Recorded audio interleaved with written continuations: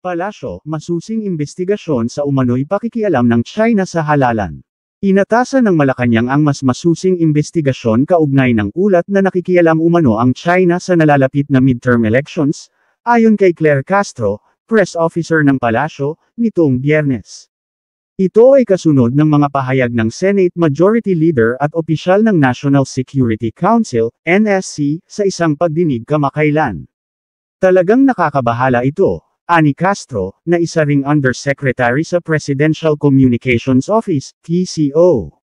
Sinabi niyang batid na ni Pangulong Marcos ang ulat ng NSC hinggil sa panghihimasok ng mga grupong suportado ng pamahalaan ng China sa politika ng bansa.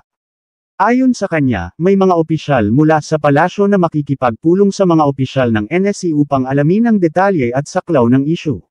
May imbestigasyon munang gagawin para malaman natin ang buong katotohanan, dagdag niya. Samantala, ilang mambabatas ang mariing kinundena ang umano'y pakikialam ng China at hiniling na ipatawag ng Department of Foreign Affairs, DFA, ang embahador ng China sa bansa.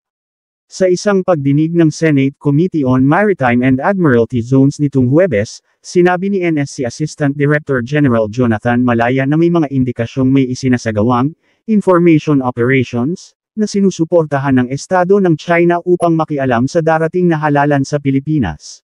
European Union, bubusisiin sa posibleng pakikialam sa halalan ng China.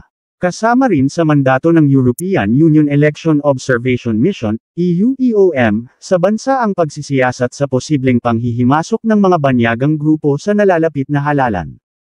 Ipinahayag ito ni Marta Temedo, punong tagamasid ng EU-EOM, nitong Biyernes, kasunod ng mga pangamba sa posibleng pakikialam ng China sa halalan sa May 12.